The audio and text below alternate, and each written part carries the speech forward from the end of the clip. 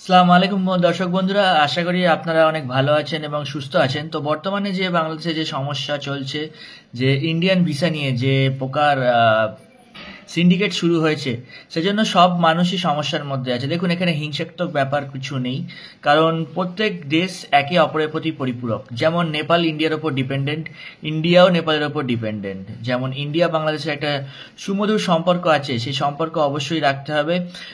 রাজনীতি যেমন করেই দেখাক না কেন, বাট সব মানুষই ভারতকে দরকার, এবার ভারতের লোকদের বাংলাদেশকে দরকার, বাংলাদেশের লোকদের ভারতকে দরকার। আপনি যতই যাই করুন না কেন, আপনি কিছু করতে পারবেন না, একে অপরের ওপর ডিপেন্ডেন্ট থাকতে হবে। সে আপনার মেডিকেল পারপাসেই হোক, আপনি ট্যুরিস্টের জন্য হোক। কারণ দেখুন, দুই দেশ ভাগাভাগি হয়েছে 1975-এ। তার আগে তো দুই দেশের মধ্যে অনেক ভালো সম্পর্ক ছিল।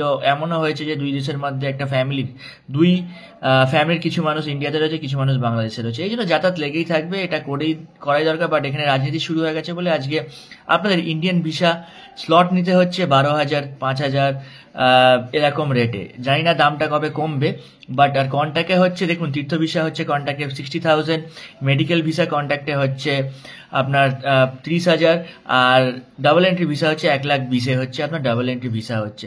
তো এইভাবে দালালদের ভালো হচ্ছে, দালালরা এইভাবে করছে। আচ্ছা, দুটো সাইড রয়েছে।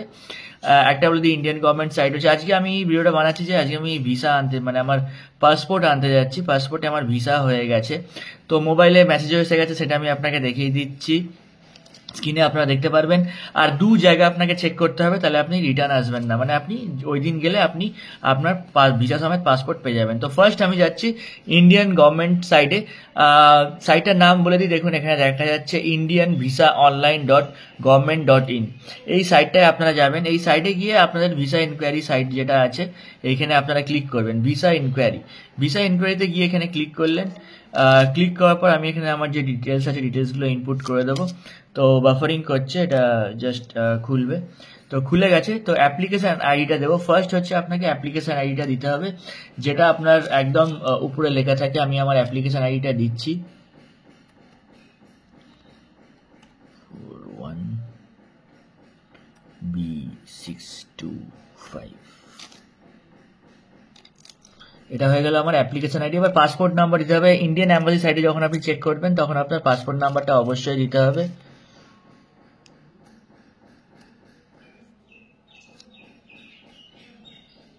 ঠিক আছে, আর ক্যাপচাটা অবশ্যই দেবেন। পাসপোর্ট নাম্বার আমি দিয়ে দিলাম, আপনারা আপনাদের পাসপোর্ট নাম্বার দিয়ে দেবেন। এরপরে হচ্ছে ক্যাপচাটা ঠিকঠাক করে দেবেন। ক্যাপচা ঠিকঠাক করে দিলেই আপনার স্ট্যাটাসটা চেক করতে পারবেন। তো দেখুন, এখানে দেখাচ্ছে যে your visa process is printed. তাহলে if not collected earlier, please contact the respective officer on next working day where you have submitted your application. দেখুন, আজকে ডেট হচ্ছে, আজকে ডেট আপনারা এখানে কর্নারে দেখতে পাচ্ছেন 25 তারিখ। আজকে ডেট হচ্ছে 25শে মার্চ 12টা 27। তো আজকে আমি পাসপোর্ট কালেক্ট করতে যাব যমুনা ফিউচার পার্কে।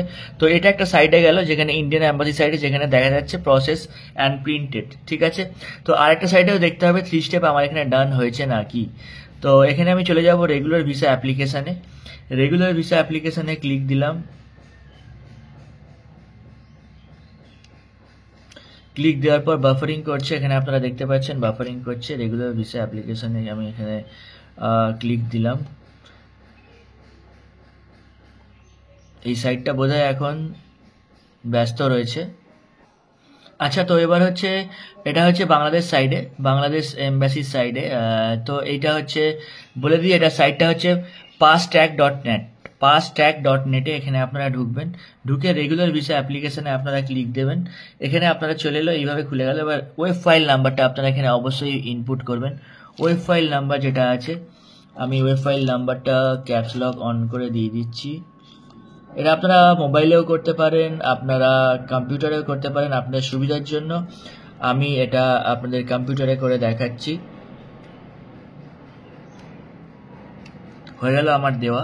তো এরপরে আমি হচ্ছে প্লিজ টাইপ বিলো কোড। বিলোতে কোনো কোড আমি দেখতে পাচ্ছি না, কোনো কোড এখানে এখনো আসে নাই, কারণ এটা এখনো বাফারিং করে যাচ্ছে।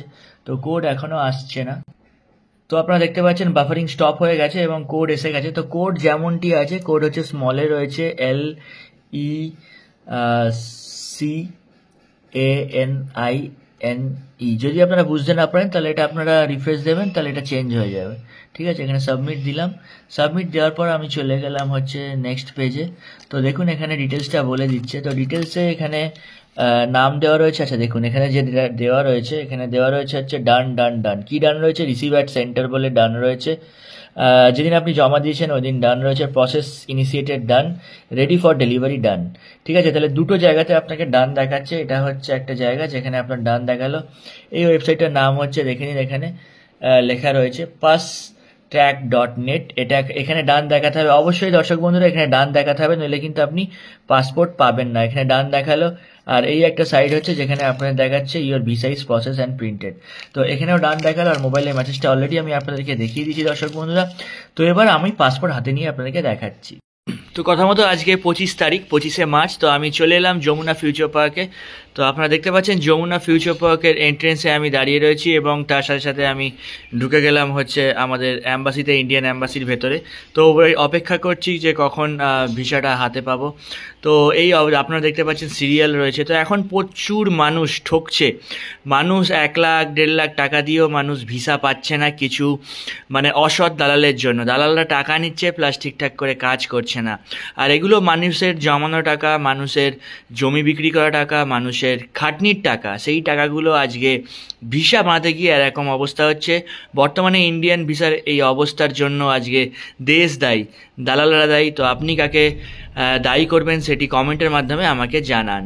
আর ইন্ডিয়ার ভিসা এখন হয়ে গেছে ইউরোপের ভিসার মতো, মানে ইউরোপের ভিসা পেতে যেরকম লাগে, লেবানন পার হয়ে ইউরোপে ঢুকতে যেমন লাগে, ইন্ডিয়া ঢোকাও তেমন অবস্থা। তো আপনারা জানেন যে আমরা স্ট্যাটাস দেখাচ্ছে ডান, তো সেই জন্য পাসপোর্ট খুলে দেখালাম না। আশা করি আপনারা ভালো থাকবেন, সুস্থ থাকবেন। আসসালামু আলাইকুম।